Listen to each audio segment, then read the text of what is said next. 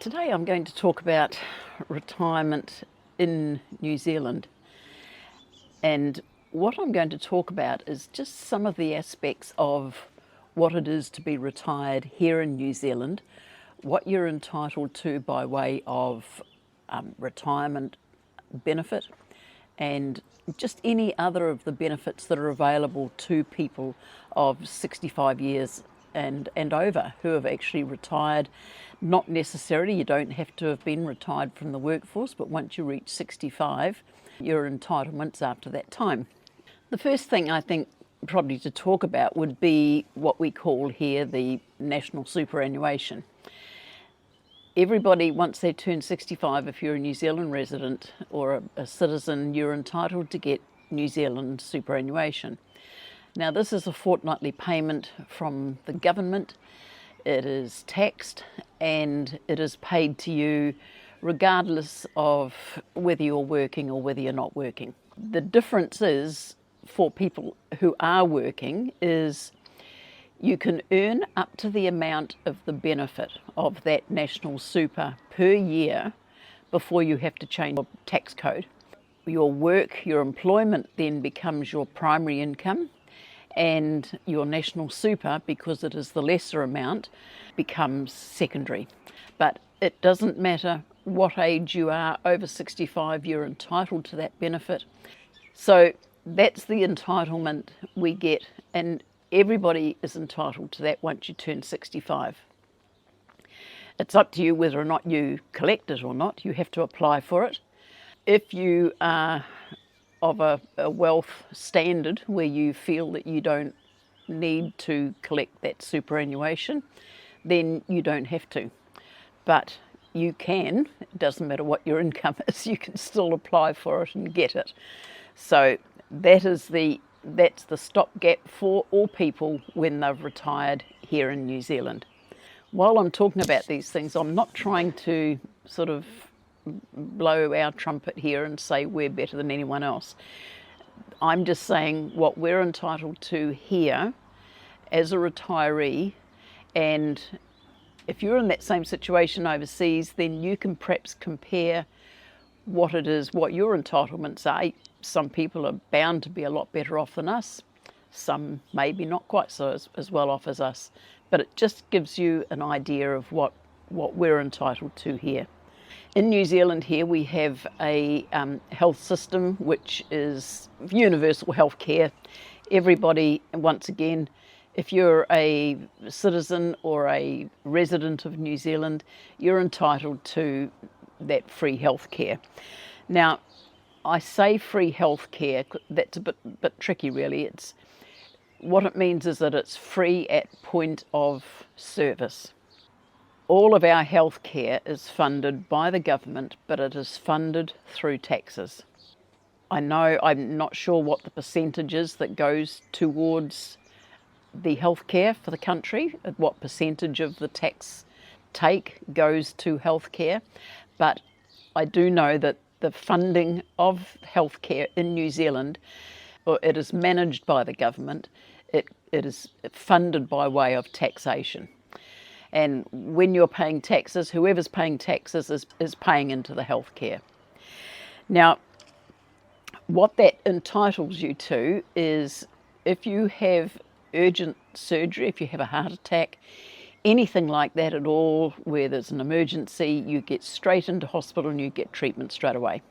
Everything that happens while you're in there, you get. Any surgery, hospitalisation, anything like that is free of charge. You don't pay anything on that at all. If it is elective surgery, like I've got knee surgery, which is then they say is elective surgery, even though it's required, it's not life-threatening to me, then you go on the waiting list and you have to then just wait for your name to come up and before you can go in and get the surgery. Waiting lists are a bit long at the moment, whether it be because perhaps there's more of an ageing population. And someone did say to me that if you've got something like a knee or a hip surgery coming up, if you're under 65, they try and get that surgery done quicker to get you back into the workforce.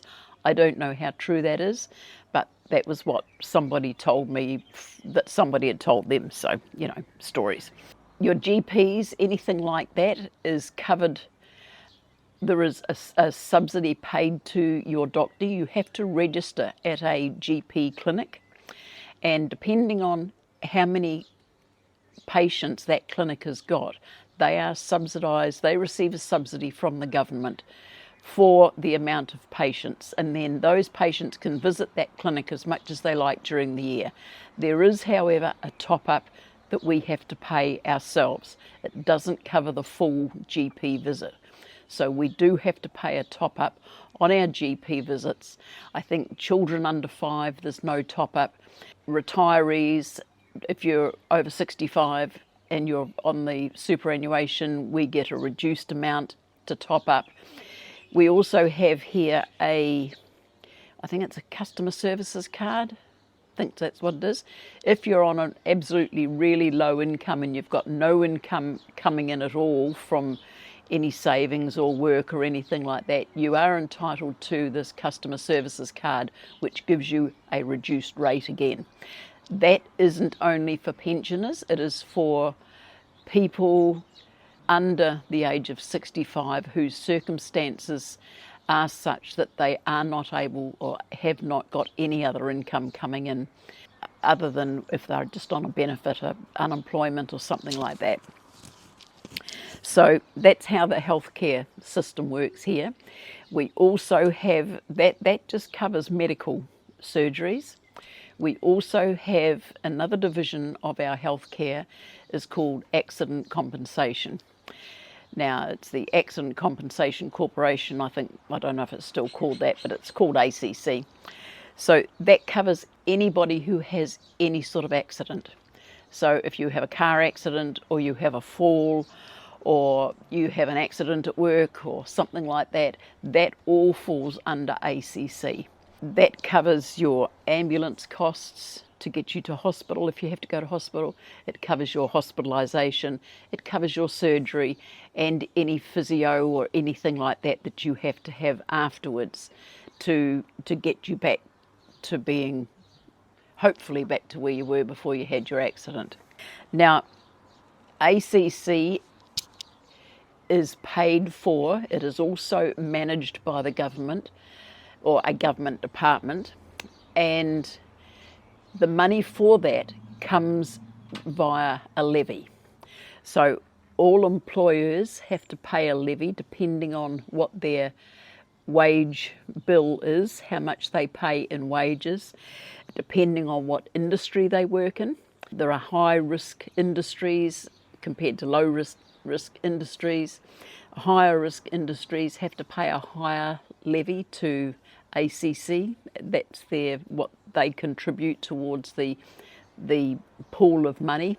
If you're self-employed, you have to pay that levy along with your taxes. It's usually billed separately, but that also is on top of your income tax.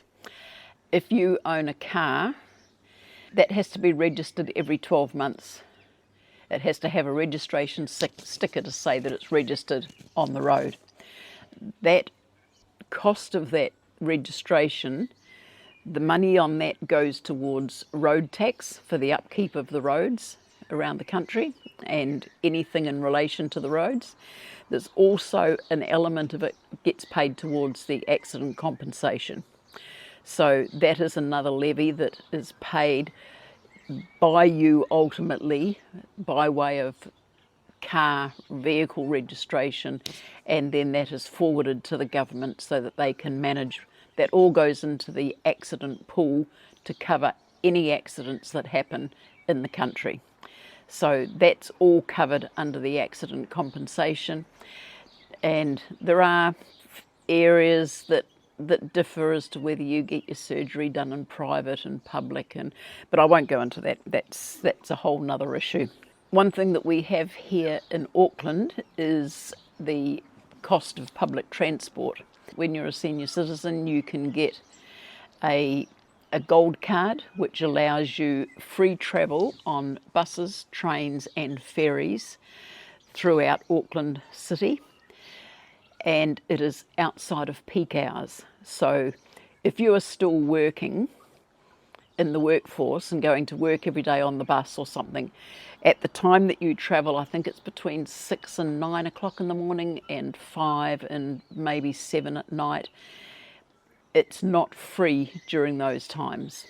But all the rest of the time during the day, weekends, anything like that at all, you just swipe your card on your gold card. So that's all free of charge for retirees once you've turned 65. In New Zealand here, every year, so far it's been every year for the last 4 or 5 years, I'm not sure exactly how many, they have a winter energy payment. Now, all people who are over age 65 qualify for a winter energy payment.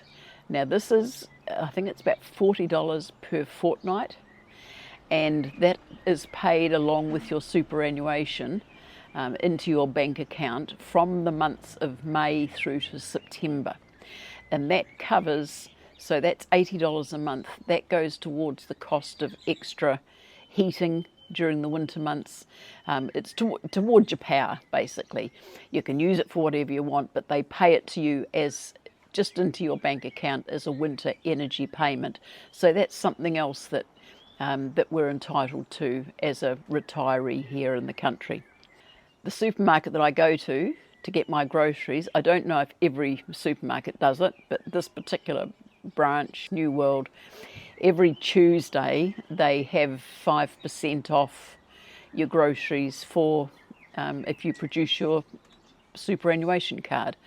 So if you're 65 and over and you've got your super card, you can go and get your groceries on a Tuesday. As long as you spend over $40, then you get 5% off.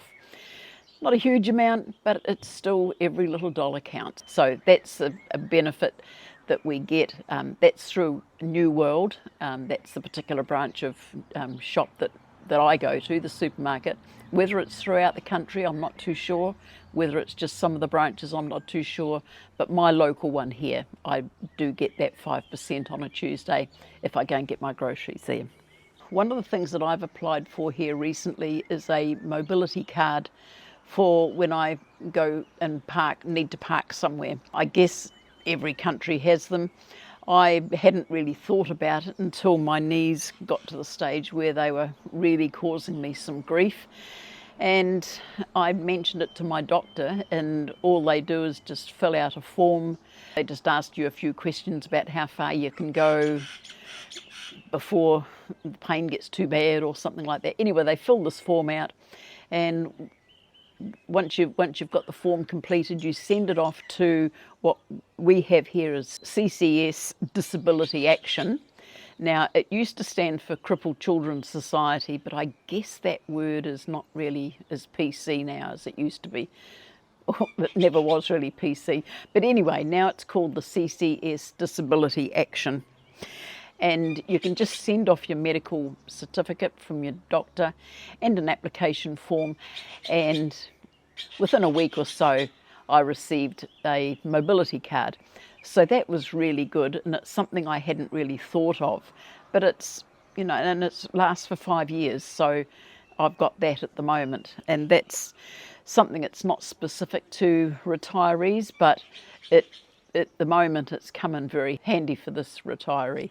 The other thing that there is available here, which is provided by the government under the health system, is if you need home help. When my mum was alive and I was working every day, it was very hard for her to have a shower in the morning when I wasn't here. So home help was provided. A lady would come round every morning and would help her to have a shower, would make sure she had her breakfast, she would make her bed and make sure she was settled in for the morning. And that was all part of the, under the hospital care, under the universal health care, and that didn't cost anything at all. So that was really good to have. And once again, I don't know that that's specific to retirees or elderly people. I guess if there's people who've got children or whatever that's wheelchair bound or something like that, that need a bit of help, I guess that's available to them as well. But that is something that is available to elderly if they are in a situation where they do need a bit of help because they're on their own. They never used to come with my mum on the weekends because I was home. I was always here to help her. But when I was working, before she passed away, I was leaving home at 6:30 in the morning and wasn't getting home till almost 6 o'clock at night. So that was really good to have that, and it was peace of mind for me and for her to have that home help coming in every day just to make sure that she was showered and had a breakfast and everything was all set up. The other thing that you can get help with here is if you need to have glasses. There is a facility where you can apply for a loan to get glasses if you need them urgently. But that money is eventually has to be paid back. So maybe they might take a little payment out of your superannuation. I'm not sure how that works, but I know that there is a facility that you can actually apply for a loan if you need to have glasses urgently and do not have the money to get them at that particular time. So that's really just a summary of some of the things that we are entitled to here as a retiree. I guess a lot of countries have more benefits than we do. Some, as I said, may have less, but that's just what it looks like from here, from our point of view. I know some people may think it's socialism, that the government's in control and all of that sort of crap, but what it does here, it enables the country to make sure that people are looked after. People that need help, that the help is there for them. Call it socialism, call it welfare, call it whatever you like. It is there and it works for our country. We are only a population of 5 million people, but I can't see why it wouldn't work. I know Australia has a similar type of thing over there, a little bit different, but yeah, I think probably England as well. I'm not too sure about all the other British countries, but that's basically the way that it works as far as getting healthcare and other benefits for our retirees. And the good thing about it is that you never ever see people getting sick and having to stump up with all of this money and then losing their homes and becoming homeless and ending up on the streets. That is something that is, unless somebody is totally careless or someone's family rips them off and they have to sell their home, unless someone does something unfair to somebody, elderly people are not put in a position where they have to lose their homes because of illness, sickness, accident or anything like that. And as I say, I don't care what you call it, whether it's welfare, socialism or whatever you do, but it works for us here. And I am very happy to live in a country where we have that.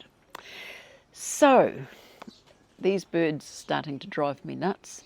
And it's a bit cooler now, which is lovely. It has been exceedingly hot today, but not compared to some countries, but it has been warm. Yes, I can hear you up there. Yes, I know.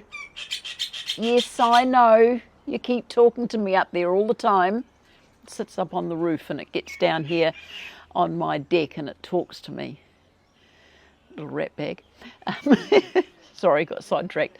So anyway, that's my little talk today on what it's like to be a retiree here in New Zealand.